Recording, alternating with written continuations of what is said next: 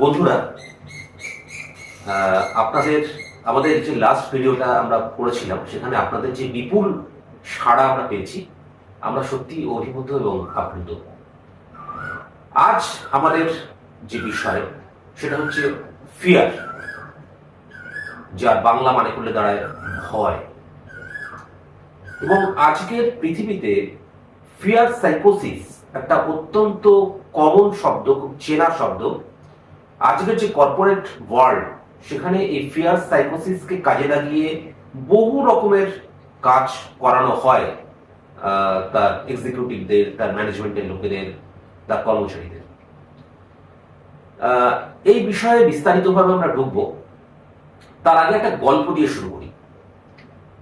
1983-তে ভারত বিশ্বকাপ জিতল ওয়েস্ট ইন্ডিজকে হারিয়ে। ওয়েস্ট ইন্ডিজ তারপরে আইসিসির কাছে আবেদন জানায় যে তারা ভারতে খেলতে আসতে চায়। ওয়েস্ট ইন্ডিজ ভারতে আসে। প্রথম 3টে টেস্ট এবং 3টে ওয়ানডে ভারতকে তারা গুহারা হারায়।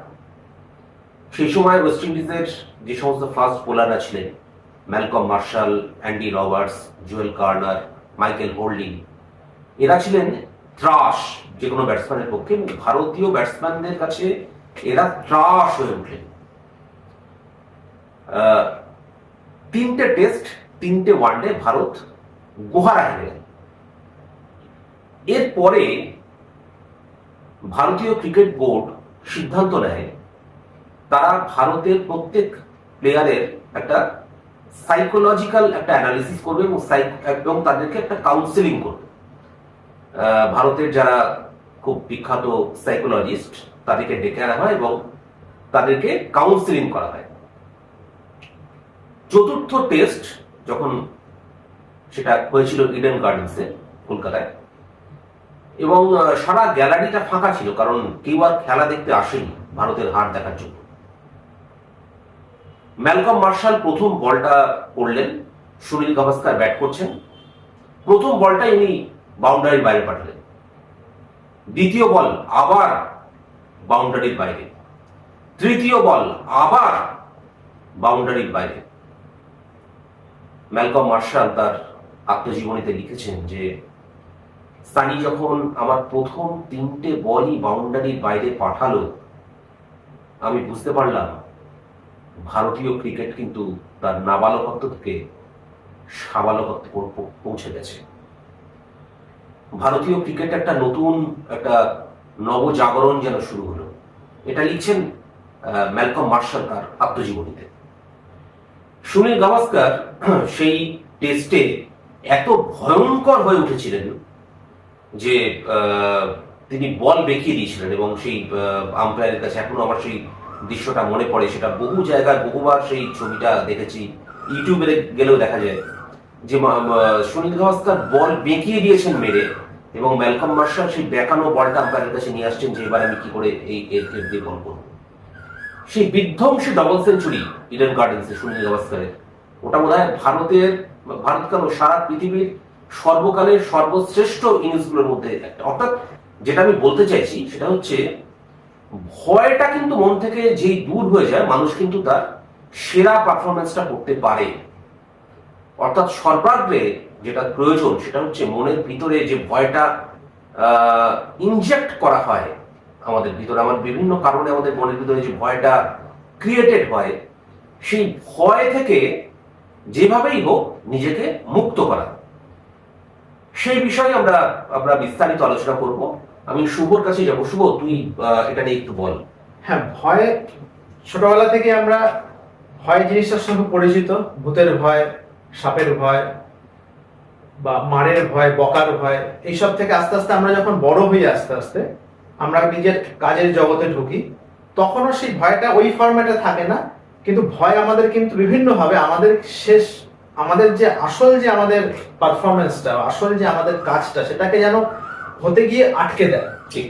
এবার সেই আটকানোর যে ফোর্সগুলো, অ্যাকচুয়ালি নেগেটিভ ফোর্স একটা, এবার সেই আটকানোর ধরনগুলো বিভিন্ন ধরনের হয়। যেমন ধরুন, আমি যখন কাজ করছি তখন সেটা ম্যানেজমেন্টের দিক থেকে কখনো আসছে, বিভিন্ন হয় ভয়, ব্যক্তিগতভাবে ভয়, সেটা ভয়টা আদতে ছিল আমার মনের মধ্যে।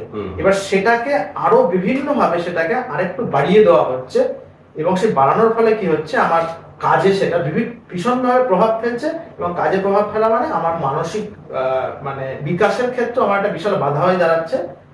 যেটা একটু আগে তুই বললি যে ক্রিকেটের যে অবস্থাটায় তারা ছিল, সেখান থেকে বেরিয়ে আসতে তাদের অপূর্ব একটা রূপ দেখা গেল। যে কি রূপ সেটা, সেই রূপটা তারা নিজেরাও মানে ভাবতে পারেনি যে আমি এটা পারি। এক্স্যাক্টলি। তার মানে কি এমন একটা শক্তি, যে শক্তি আমার ভেতরের আমার নিজেকে প্রকাশই করতে দিচ্ছে না, একটা অদৃশ্য একটা শক্তি।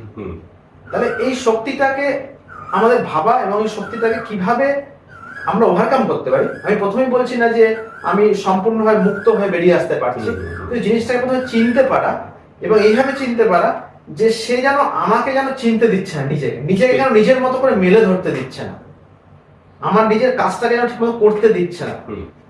তা এই চেনাটা হচ্ছে প্রথম আমাদের কাজ, যে আগে চিনি আমি কি আদৌ প্রচুর এরকম ধরনের মানে নেগেটিভ এই ফোর্সের মধ্যে আমি নিজেকে জড়িয়ে ফেলেছি, এবং আস্তে জড়াতে জড়াতে কি নিজেকে সত্যি আস্তে তলিয়ে যেতে দেখছি আমি। তাহলে কিভাবে নিজেকে ওখান থেকে তুলে আনা যায়? কর্মজীবনে, ব্যক্তিগত জীবনে, সামাজিক জীবনে, সব জায়গাতেই এই ভয়ের ব্যাপারটা কিন্তু আমাদেরকে বিভিন্ন ভাবে কিন্তু খেয়ে নিচ্ছে আমাদের। এবং এটাকে আমরা বারবার ওভারকাম করছি, এমন না যে সবটা করতে পারছি, কিছুটা কিছুটা করছি। আমি তোর কাছে একটা জিনিস জানতে চাইছি, এটা আমার মনের মতো প্রশ্ন জাগে, যে ঈশ্বরের কাছে যে আমরা পুজো করি, এটাও কি কোনো একটা ভয় থেকে? হ্যাঁ, অবশ্যই ভয় থেকেই, ভয়টাই বেশিরভাগ থাকে, ভালোবাসার ভাগটা কমই থাকে এখনো পর্যন্ত। আমি যতজনকে অন্তত দেখেছি এই ধরনের মানে ক্রিয়া কার্যকলাপের সাথে যুক্ত, তাদের ব্যাক অফ দ্য মাইন্ডে কিন্তু ভয়টাই যেন প্রমিনেন্ট, তারা ভালোবাসার দিক থেকে কথাটা শুরু করতে পারছে না। এটাও একটা ওই যে সে একটা কথা আছে, ধর্ম ভীরু। হ্যাঁ, ধর্ম ভীরু, মানে ওই ওটাও কি ওই ফিয়ার সাইকোসিস থেকে? ফিয়ার থাকছে, ধর্ম ভীরু থাকছে। আমি যদি পড়াশোনার ক্ষেত্রে ফেল করে যাওয়ার ভয়, স্কুলে যেটা আগে বলা হতো যে তুই যদি না পড়িস তাহলে ফেল করে যাবে, হ্যাঁ, মুখ দেখানো যাবে না যে তুই পাস করতে পারিস না।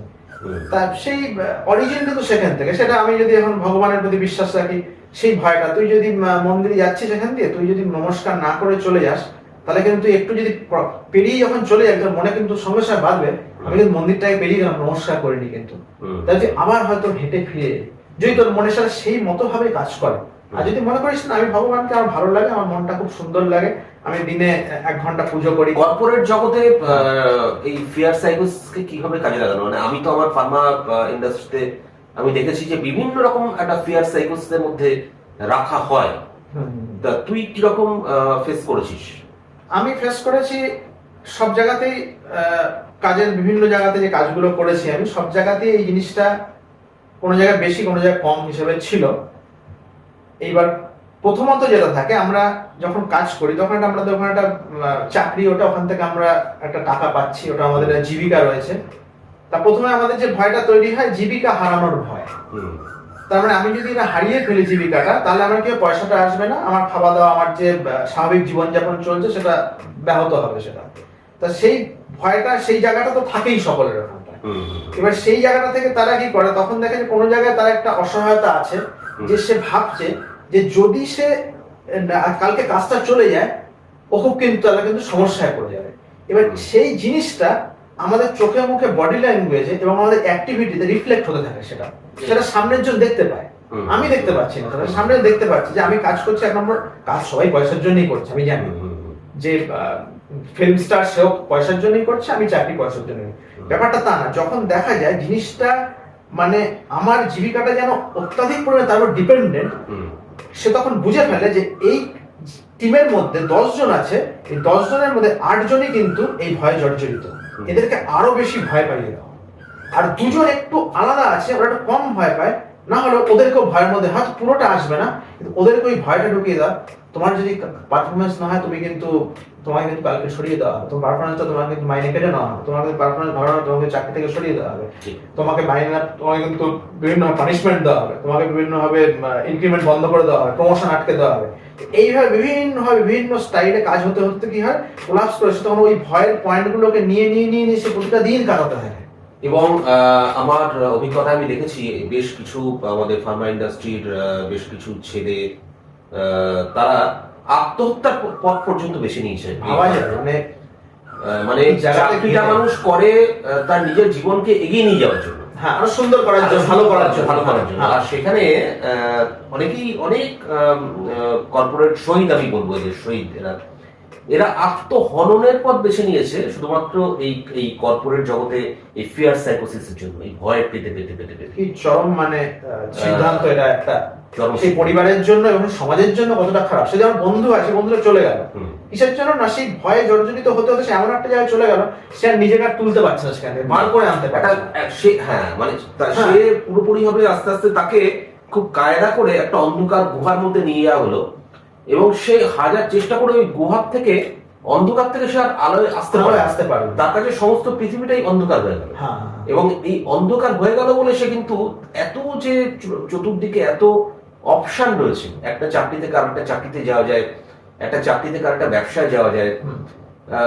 রোজগার করার যে হাজারো পদ্ধতি আছে সেটা তার মাথায় কাজ করলো না, কাজ করছে, কোলাপস হয়ে গেছে, সে ব্যাপারটা একদম পুরো collapse। মাথাটা হ্যাঁ। পুরোপুরি ভাবে অকেজো করে দিয়ে দেওয়া হলো। অকেজো করে দেওয়া হয়েছে। এবং সে আত্মহরণের পথ মানে তার ক্রিয়েটিভিটি, তার যে ব্যাপারটা পুরোপুরি একদম নিয়ে নেওয়া হলো, নিয়ে নেওয়া হ্যাঁ। হলো তার। সে রাস্তা খুঁজে পাচ্ছে না সেখান থেকে। এটা বলতে বলতে আরেকটা কথা আমার মনে হয় শুভ, যে সেই পুরনো, অনেক পুরনো সেই কথা, যে একটা বদ্ধ ঘরে হুম। সমস্ত দরজা জানলা বন্ধ করে যদি একটা বিড়ালকে তাড়া করা হয় হ্যাঁ, হ্যাঁ। হাতে একটা লাঠি নিয়ে, প্রথমে 10 মিনিট কিন্তু বিড়ালটা সারা ঘর দৌড়ে বেড়াবে, কি করে উদ্ধার পাওয়া যায়। হুম। একটা সময় পরে বিড়াল কিন্তু ঝাঁপ দেবে, ঝাঁপ এবং দেবে। ঝাঁপ দিয়ে যে ওই হাতের ডান্ডা নিয়ে তাড়া করছিল তার তাকে সারা ক্ষতবিক্ষত ক্ষতবিক্ষত করবে। ক্ষতবিক্ষত করে। এটাও কিন্তু একটা একটা সত্যি কথা, যে হুম। মানুষ ভয় পেতে পেতে পেতে পেতে একটা সময় কিন্তু মানুষের জীবনে আসে, যখন সে কিন্তু তার দেওয়ালে যখন পিঠটা ঠেকে যায়, তখন কিন্তু সে রিভল্ট করে, তখন তার মন থেকে যাবতীয় ভয় কিন্তু দূর হয়ে যায়। সে তখন জানে যে আমার কাছে শেষ রাস্তা এটাই আছে, এটাই আমার কাছে, এছাড়া আমার কাছে আর কোনো রাস্তা নেই। রাস্তা নেই, একটাই খোলা, এইটাতেই আমার কাজ করতে হবে, হবে না হলে না হলে না। না এবং হলে না। এই রিভল্ট কিন্তু অনেক সময় হ্যাঁ, আমি দেখেছি খুব ভালো কাজ দেয়। এবং আমার এক কলিগের কথা আমি বলি, হ্যাঁ।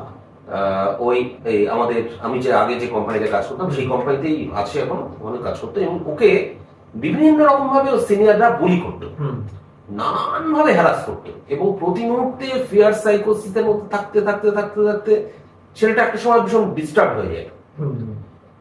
এবং একটা দিন ও যখন ভীষণ রকম ভাবে ওকে বুলি করা হচ্ছে এবং হ্যাঁ। ডিস্টার্ব হয়ে রয়েছে, হ্যাঁ। সেই ছেলেটা কিন্তু তার সিনিয়রকে বলে, যে হ্যাঁ। সিনিয়র তার উপর কন্টিনিউয়াসলি বুলি করে গেছে তাকে, হ্যাঁ, হ্যাঁ। সেই সিনিয়রকে বলে যে আপনার কিন্তু একজন সাইকিয়াট্রিস্টের কাছে যাওয়ার দরকার, আপনি মানসিকভাবে সিক। বিশাল জয়, মানে তার দিক থেকে একটা বিশাল একটা জয় বিশাল বলবে, achievement। বিশাল, যেটা সে বললো কিভাবে, বললো কি হবে? তার এই কথাটা মুখ দিয়ে বেরোনো মানে সে কতটা চিন্তা ভাবনা করে, কতটা সে কম্পোজ হয়ে এত সুন্দরভাবে তাকে বললো যে আপনি কিছু একটা সাহায্য নেই, সাহায্য নিতে হবে, কারণ আপনি মানসিকভাবে আপনি সুস্থ নন। সুস্থ না। বাহ, খুবই ভালো। মানে এটা এবং তারপরে ছেলেটি সেই তার সিনিয়রের এগেনস্টে একটা মেল পাঠায় হেড অফিসে, যা এই লোকটি এইভাবে আমাকে বিরক্ত করে যাচ্ছে, continuously, এই কাজ করছে। হুম।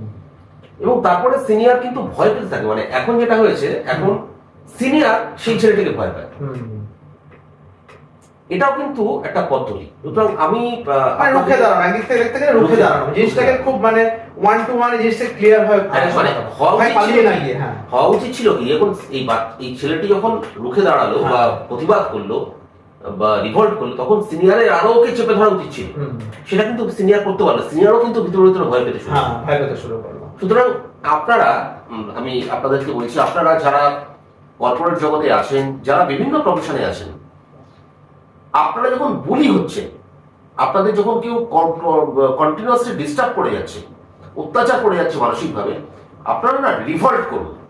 আপনি যে মুহূর্তে যে বুলি করছে আপনাকে, তার কাছে আপনি নতি স্বীকার করে যাবেন, তার কাছে আপনি তাকে আপনি বুঝতে সাহায্য করবেন যে আপনি ভীত, সে তখন আরো দাঁত নখ বের করে আপনাকে আক্রমণ করবে। সুতরাং যে আপনাকে বুলি করছে, যে আপনার উপর অত্যাচার করছে, যে আপনাকে বিরক্ত করছে, তাকে বলুন যে আপনি এটা করবেন না, আমি কিন্তু লাস্ট ওয়ার্নিং দিচ্ছি আপনাকে, আমি কিন্তু আপনার এই ব্যাপারটাকে ভালোভাবে নিচ্ছি না, এবার কিন্তু আমিও এই কাজগুলো শুরু করব যেটা আপনার ভালো লাগবে না। এই বলাটা কিন্তু ভীষণ জরুরি। যারা এইরকম ভাবে মানসিক অত্যাচারের শিকার হচ্ছেন, যাদেরকে ফিয়ার সাইকোসিসের মধ্যে রেখে দেওয়া হচ্ছে, যারা এই মুহূর্তে ফিয়ার সাইকোসিসে ভুগছেন, তাদেরকে আমি অনুরোধ করছি, আপনারা বলুন যে আমাকে ফেয়ার সাইকোসিসের মধ্যে রাখবেন না, আমি ভয় পাচ্ছি না, আপনার এই কথাগুলো আমার ভালো লাগছে না, আমি কিন্তু এবার রিভল্ট করবো। এই কথাগুলো সুন্দর। হ্যাঁ, অবশ্যই এখান থেকে বেরিয়ে আসার এটাই একমাত্র সব থেকে ভালো রাস্তা। আরেকটা যেটা খুব ভালো, যেটা আমি আমার নিজের কাজের অভিজ্ঞতায় বুঝেছি, যেমন ফিয়ার সাইকোসিসের মধ্যে যখন আমি ঢুকে গেছি, যখন বুঝতে পারছি যে হ্যাঁ আমি কমফোর্টেবল ফিল করছি না, বিভিন্ন ভাবে আমার অস্বস্তি হচ্ছে, শরীরের মধ্যে বিভিন্ন রকমের চিন্তা ভাবনা বাড়ছে, দুশ্চিন্তা বাড়ছে আর কি, তখন কি করতে হবে? একটা হচ্ছে লেখা, যেটা খুব ভালো একটা উপায়। যেটা আমার কি সমস্যা হচ্ছে, আমার সমস্যা নিয়ে অনেক ভাবতে ভাবতে কি মাথার মধ্যে চলতে থাকে, সেগুলো বিভিন্ন স্ক্যাটার্ড হয়ে ঠিক মতো আমরা নিতে পারি না জিনিসটা কোথায়। আমি সেটা লিখলাম যে আমার কোথায় কোথায় কি কি পয়েন্ট আসছে, সেটাকে একটা ডায়েরিতে বা খাতায় নিজস্ব একটা লেখা লিখলে অনেকটা জিনিসটা সামারাইজ হয়ে যাবে, জিনিসটা ছোট হয়ে যাবে অনেক। আমি হয়তো ভাবছি এতটা জিনিসটা আছে, আমি লিখতে যখন গেলাম দেখলাম 4টে পয়েন্টটা শেষ হয়ে গেল। লেখা একটা ভালো উপায়। দ্বিতীয় উপায় হচ্ছে, আমি যাকে খুব কাছের মনে করছি, সে আমার বন্ধু হতে পারে বা আমার কোনো সিনিয়র হতে পারে, তার সাথে জিনিসটাকে একটু আলোচনা করো। যেমন আমি একটা সাধারণ উদাহরণ দিচ্ছি, একটা আমি হয়তো অফিসের টার্গেট নিয়ে, একটা আমাদের সেলসের টার্গেট থাকে, বিভিন্ন সময় চাপে থাকি, অনেক সময় বা খুব প্রেশার হচ্ছে। এবার আমি কোনো ক্লায়েন্টের কাছে গেলাম, খুব ক্লোজ, কিছু ক্লায়েন্ট থাকে, 2-1 ক্লায়েন্ট থাকে যারা খুব ক্লোজ হয়। ক্লায়েন্টকে আমি অবশ্য বলে দিয়েছি আমার অনেক, এবার বুঝলেন টার্গেটটা আমার এই মাসে হচ্ছে না ঠিক মতো, কি করবো বলুন, অনেক পিছিয়ে আছি।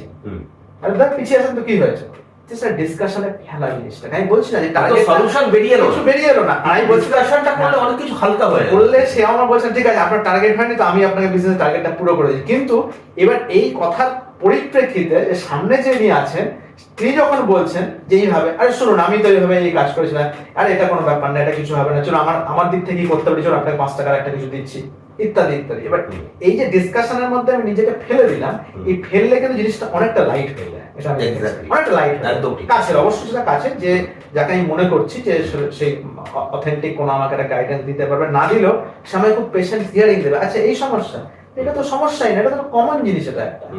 আমি দেখেছি আমার কলিগ একজন আমার পাশে, আমি একই ঘরে থাকতাম, সে একটা সময় রিসেশনের সময় সে চাকরি নিয়ে খুব চিন্তায় রয়েছে, প্রচন্ড চিন্তায় রয়েছে যে আমার কাজ চলে যাবে, আমার ইত্যাদি ইত্যাদি হবে। এবার আমি একই ঘরে শুই, আমার পাশের লোকটা এরকম ভাবে একটা টেনশনে রয়েছে, আমার মোটেই ভালো লাগছে না জিনিসটা, আমি যেন মনে করে অস্বস্তি ভাবে ঢুকে পড়ছি। আমি তখন বললাম যে আপনি কি হতে পারে, এটার ম্যাক্সিমাম কি হতে পারে। এবার তার একটা সমস্যা ছিল, সে সামান্য নেশাগ্রস্ত ছিল। এবার এইসব সমস্যায় কি হয়, যখন সামান্য একটা কিছু মানসিক আপ ডাউন হতে থাকে, এই নেশা বা এই জিনিসগুলো কি হয়, ও তখন আপার হ্যান্ড নিয়ে নেয়। তখন আমি দেখলাম যে তখন সে এই জিনিসগুলোর প্রতি আরো বেশি ডিপেন্ড করা শুরু করছে।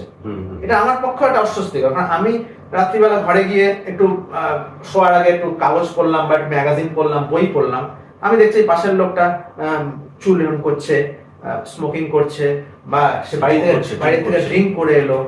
আমি নিয়ে বললাম যে আসুন আপনি, কি অসুবিধাটা কি? বলছে না তুই বুঝবি না, এটা এরকম ব্যাপার, এটা যদি এরকম হয় বল আমি কি করবো, তুই তো সেলসে, তোর তো এই তুই এখান থেকে এই করবি ওই করবি চলে যাবি। আমি দেখুন ম্যাক্সিমাম আপনার কি হতে পারে, ম্যাক্সিমাম আপনি কাজ করছেন, থাকতে পারে অথবা যেতে পারে, এই দুটোর মধ্যে থাকলে আমি এটাই করে যাব, না থাকলে আমার এটা পরিষ্কার ভাবে ভাবুন না আপনি কেন এই জিনিসগুলো সাহায্য নিয়ে নিজেকে আস্তে আস্তে আইসোলেট করার চেষ্টা করছেন। আপনি বসুন, আলোচনায় আমি আপনাকে কিছু সলিউশন দিতে পারবো না, কিন্তু আপনি কথা বলেন না, আপনি অনেকটা যেন মনে হবে নিজের ভেতরের চাপটা যেন হালকা হয়ে গেল। একদম একদম, এইটা আমার রিকভারি, হ্যাঁ কনফিডেন্সটা বেড়ে যাবে। আর হতে পারে কথা বলতে বলতে কথোপকথনে কিছু একটা ক্লু বেরিয়েও আসে, অনেক সময় ভালো কিছু বেরিয়ে আসে, আমি দেখেছি বেরিয়ে। এটাই আমার মানে বলার উদ্দেশ্য, যে ওখান থেকে এই কথোপকথনটার মধ্যে আমাদেরকে ঢুকতে হবে, কাছের কারোর সাথে, আমার ঘরের কারোর সাথে, বা আমার বন্ধু, আমার কলিগ, আমার সিনিয়র, এরকম মানুষ আছেন 2-4 জনকে আমরা পেয়ে যাই খুঁজলে, যাদের সঙ্গে এটা শেয়ার করলে না অনেকটা হালকা হয়, কোনো সময় খুব দুর্দান্ত সলিউশনও বেরিয়ে আসে। আর কিছুই না বেরোলে একটা লাভ হয় যে আমি যে চাপের মধ্যে, এই চাপটা হালকা হয়ে যায়, একদম, আর কিছু না।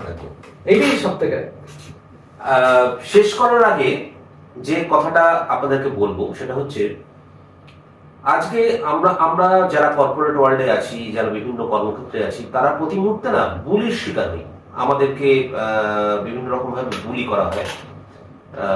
যে লোকটি আপনাকে অপমান করছে, আপনার উপর মানসিক নির্যাতন চালাচ্ছেন, মনে রাখবেন মানসিক সমস্যাটা কিন্তু আসলে তার, ঠিক বললাম, আপনার কিন্তু কোনো সমস্যা নেই। যে লোকটি এই আপার হ্যান্ড নেয়, খারাপ কথা বলে, গালাগালি দেয়, খুব একটা নেগেটিভ ইমোশনস চালায়, তার কনফিডেন্সের কোথাও না কোথাও একটা অভাব আছে। এটা আমার কথা নয়, এটা সাইকিয়াট্রিস্টদেরই কথা, যে সে কোথাও না কোথাও ভীষণ ভিতরে ভীষণ ভীতু এবং দুর্বল এবং মানসিক সমস্যায় সে আক্রান্ত। সুতরাং এখানে আপনার মন খারাপ করবার, রাগারাগি করবার ব্যাপার নয়। সেই ছেলেটির মতো যে তার সিনিয়রকে বলেছিল যে আপনি মানসিক ডাক্তারের কাছে যান, সাইকিয়াট্রিস্টের কাছে যান, আপনিও হাসতে হাসতে তাকে বলবেন যে আপনি মানসিক সমস্যায় ভুগছেন, আপনি সাইকিয়াট্রিস্টের কাছে যান। অবশ্যই। আমাদের আজকের ফিয়ার নিয়ে এটুকুই বলা। আপনাদের যদি কোনো প্রশ্ন থাকে অবশ্যই আমাদের জানান। আবার দেখা হবে পরের সপ্তাহে।